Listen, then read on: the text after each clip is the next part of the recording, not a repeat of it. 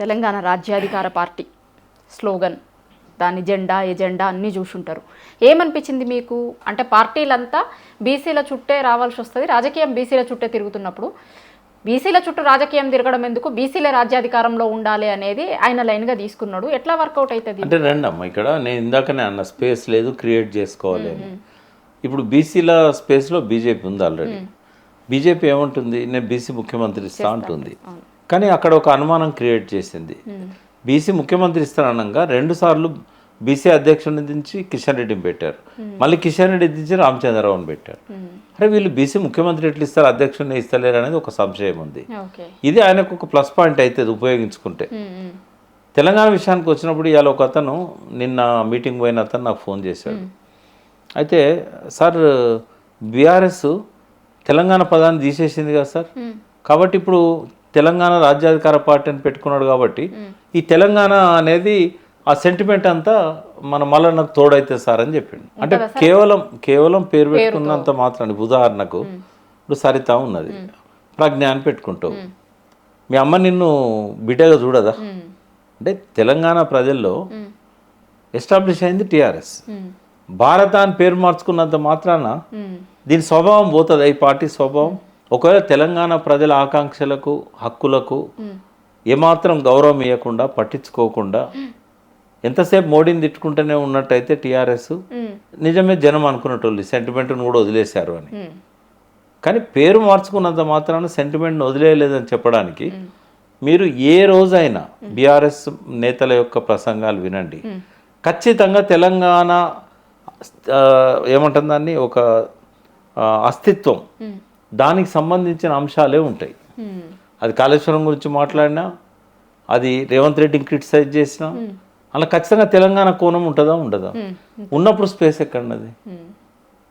BJP ఏమో కొంత బీసీల పట్ల స్పేస్ తగ్గించుకున్నది కాబట్టి అక్కడ కొంత ప్రయత్నం చేయడానికి స్కోప్ ఉంది. కానీ తెలంగాణ విషయంలో ఈ స్పేస్ లేదు. ఇక్కడ బీఆర్ఎస్ఏ తెలంగాణ దిక్కు అనే వైపుగా ఇప్పుడు ప్రజల ఆలోచనలు మళ్ళీ మారుతున్నాయి. ఎందుకంటే రేవంత్ రెడ్డి చేసిన ఫెయిల్యూర్స్ వల్ల, అరే మనం మంచి ప్రభుత్వాన్ని పోగొట్టుకున్నాం అనే పశ్చాత్తాపం. అంతకుముందు ఎంత ఉన్నదో ఒక యూరియాతో అంతకంటే ఎక్కువైంది. కాబట్టి కేవలం పార్టీల పేరులో తెలంగాణ ఉన్నంత మాత్రాన స్పేస్ రాదు. తెలంగాణ ఆకాంక్షలకు అద్దం పట్టే విధంగా ఇవాళ బీఆర్ఎస్తో గొంతు కలపాల్సిన అవసరం ఉంది కాళేశ్వరం విషయంలో. అది చేయగలుగుతాం వలన చేసినప్పుడు డెఫినెట్గా తెలంగాణ ఆకాంక్షలకు అనుగుణంగా, ఇప్పటిదాకా ఓన్లీ బీఆర్ఎస్ఏ ఉంది, ఇప్పుడు మల్లన్న కూడా ఉన్నాడు అనేది వస్తుంది. ఇప్పుడు పాతయాన్ని మనసులో పెట్టుకొని కేసీఆర్ గారి మీద కోపంతోనో, కేటీఆర్ కోపంతోనో, కవిత మీద కోపంతోనో, తనది ఇక్కడ మనం బీఆర్ఎస్కు భిన్నంగా తను ఒక కార్యక్రమం మొదలుపెట్టాడు అనుకో, ఆ సెంటిమెంట్ తనకు ఉపయోగపడదు. పేరు వరకే ఆయన మిగులుతుంది, సెంటిమెంట్ ఇటే ఉంటుంది. అంటే ఈ పేరును బట్టి సెంటిమెంట్కి సంబంధం ఉండదు, కార్యక్రమాలు ఆచరణను బట్టి ఉంటుంది. అంటే ఇప్పుడు 2 స్పేస్ల గురించి కూడా మీకు చెప్పాను నేను, బీసీ విషయంలో కానీ ఈ విషయంలో కానీ. ఇదేమో బీసీది ఎమోషనల్ కాదు, వాళ్ళకి అర్థం చేయించాలంటే చాలా సమయం పడుతుంది. ఒక్కొక్క సెక్షన్ దగ్గర పోయి మీ వృత్తి తెలంగాణ వస్తే ఈ రకంగా పరిణమిస్తుంది, మీరు ఇంతకంటే భిన్నమైన మంచి పొజిషన్లో ఉంటారు, మీ జీవన ప్రమాణాలు పెరుగుతాయి అని నమ్మేటట్టుగా వాళ్ళకు చెప్పగలిగే విధంగా తన యాక్షన్ ప్రోగ్రామ్ కానీ తన ఎజెండా కానీ ఉండాలి. ఇవన్నీ ఉంటే డెఫినెట్గా ఓ స్పేస్ క్రియేట్ అవుతుంది. అయితే దీనివల్ల ఎవరికి నష్టం? ఒకవేళ నిజంగానే ఆయన ఆలోచించినట్టే, ఆయన వెనకాల ఉన్న వాళ్ళు ఆలోచించినట్టే ఒక స్పేస్ క్రియేట్ అయింది, ఆయన ఎదిగిండు, ఎవరికి లాభం ఎవరికి నష్టం? ఓ 2 ఏళ్లలో ఆ స్పేస్ క్రియేట్ అయింది అనుకుందాం, ఎలక్షన్స్ వస్తాయి, వచ్చినప్పుడు ఖచ్చితంగా బీజేపీకి చాలా నష్టం జరుగుతుంది. ఎందుకంటే బీసీ నినాదం ఒకటే మిగిలింది బీజేపీకి. ఇక్కడ యాంటీ ముస్లిం నినాదం ఎంత ఇచ్చినా కూడా ప్రజలు యాక్సెప్ట్ చేయట్లేదు. ఎందుకంటే ఇక్కడ దాదాపుగా 15-20 సంవత్సరాల నుంచి బీజేపీ తన సీట్లను పెంచుకోవడానికి కానీ, తన పార్టీ ప్రాబల్యాన్ని పెంచుకోవడానికి కానీ చాలా కష్టపడుతున్నది. ఎంత చేసినా కూడా వాళ్ళకి ఆ ముస్లిం వ్యతిరేకత ఎవరు యాక్సెప్ట్ చేయట్లేదు. ఇక్కడ అందరూ కలిసి ఉండే ప్రాంతం ఇది. ఇప్పుడు మా ఇంటి పక్కన ఒక ముస్లిం సయ్యద్ రసూల్ అని ఉండేవాడు, మేము మామ బావ అని మాట్లాడుకుంటాం తప్ప, వాళ్ళు మాకు ప్రతి పండుగ రోజు రంజాన్కి కానీ ఇంకో పండుగకి కానీ, బక్రీద్ వచ్చిందంటే మాంసం పంపేటోళ్ళు, మేము వాళ్ళకి బతుకమ్మ వచ్చిందంటే బతుకమ్మ పలహారాలు పంపేవాళ్ళం, దసరా నాడు ఆటను కోసం మనం కూడా అలహాలు చేసి పంపేటోళ్ళం వాళ్ళ కోసం. అంటే ఈ తత్వం ఉంది తెలంగాణలో హిందూ ముస్లింల మధ్య. ఇక్కడ నువ్వు ఎంత చిన్న భిన్నం చేయాలనుకున్నా నీకు స్కోప్ లేదు. వాళ్ళకున్న ఒకే ఒక్క నినాదం బీసీ. బీసీ. ఆ బీసీని మళ్ళీ స్ప్లిట్ చేస్తారు ఒకవేళ కనుక ఆ పార్టీ ఎదిగితే. తెలంగాణ విషయానికి వచ్చినప్పుడు నెక్స్ట్ 3 ఏళ్లలో తెలంగాణ కోసం ఆయన ఎంతవరకు నిలబడతాడు, ఏం చేస్తాడు అనేది ఉంటుంది. ఒకవేళ రేపు ఆయన ఎదిగిండు అనుకో, తెలంగాణ ఓట్లు చీలొద్దు అనుకున్నప్పుడు, తెలంగాణ సెంటిమెంట్ ఉందనుకున్నప్పుడు ఆయన బీఆర్ఎస్తో అలయన్స్ కావాల్సి వస్తుంది. ఒకవేళ బలంగా ఎదిగితే, లేదు నేను ఒంటరిగా పోతాను బీఆర్ఎస్ అనుకుంటే, తెలంగాణది ఒక పక్కనే ఉంటుంది, 2 పక్కలకు పోదు. అంటే తెలంగాణ బీఆర్ఎస్ను డామినేట్ చేస్తే లెవెల్కి ఎదగడం అనేది 3 ఏళ్లలో సాధ్యం కాదు. అంటే ఇది మనం ఒక అనాలిసిస్ లాగా చేసినప్పుడు ఇట్లా అనిపించింది నాకు. బట్ కొత్తగా వచ్చాడు, ఒక పార్టీ పెట్టాడు, తప్పకుండా అభినందించుతాం. అంటే నిన్న నుంచి ఇంకొక మాట కూడా ఏమనిపిస్తుంది అంటే, నిన్న వచ్చిన పార్టీ అయినా ఏమన్నా పార్టీలు రాబోయినా, ఎందుకంటే గతంలో అట్లాంటి ఎగ్జాంపుల్స్ ఉన్నాయి కాబట్టి, ప్రభుత్వ వ్యతిరేక ఓట్లను చీల్చడానికి వస్తున్న పార్టీలాగా చూసే ప్రమాదం కూడా కొంత ఉంటుంది కదా. అంటే ఆయన మీద ఒక ప్రచారం అయితే జరుగుతాం, ఎందుకంటే ఆ పార్టీ నుంచే ఎమ్మెల్సీగా గెలిచున్నాడు ఆయన కూడా. కాబట్టి గతంలో ఏ పార్టీ నుంచి ఎమ్మెల్సీగా గెలిచిండో ఈ రోజుకి ఇప్పుడు ఆ ఎమ్మెల్సీగా ఉంటూనే ఆయన ఇప్పుడు ఇది చేస్తే ప్రభుత్వ వ్యతిరేక ఓటు చీల్చడానికి వచ్చిన పార్టీగా కూడా కొంతమంది అనుకుంటారు. అంటే 20 సంవత్సరాల నుంచి అదే జరుగుతూ ఉంది. ఎప్పుడు కూడా ప్రభుత్వ వ్యతిరేకత ఓటును చీల్చి అధికారంలో కంటిన్యూ కావాలనేది పాలక వర్గాలు ఆలోచిస్తాయి. అట్లా ఆలోచించింది ఒక కేసీఆర్ గారే. బట్ మోడీ గారు అట్లా ఆలోచించారు. ఏంటంటే ప్రభుత్వ వ్యతిరేక ఓటు జీలితే మళ్ళీ కేసీఆర్ ముఖ్యమంత్రి అవుతాడు. కాబట్టి ఆ ఓటు జీలకుండా ఉండాలంటే తనని తను చంపుకున్నాడు తెలంగాణలో. ఆయన బండి సంజయ్ని తప్పించి, చంద్రబాబు ఏం చేశాడు తెలివిగా, ప్రభుత్వ వ్యతిరేక ఓటు చీల్చడానికి లోక్ సత్తాను ఉపయోగించుకున్నాడు. అంటే వాళ్ళకు ప్రత్యక్షంగా జయప్రకాష్ నారాయణ ఆయనకు సరెండర్ అయినా కాకపోయినా దాన్ని ఉపయోగించుకున్నాడు.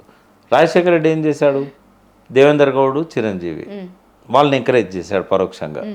ఎందుకు అంటే మహాకూటమి వచ్చింది, ఓటు ప్రభుత్వ వ్యతిరేకత అనేది ఉంటుంది, ఇది చీల్చకపోతే చంద్రబాబు అధికారంలోకి వస్తాడు, మహాకూటమి అధికారంలోకి వస్తుంది, కేసీఆర్ గారు అందులో పార్ట్నర్.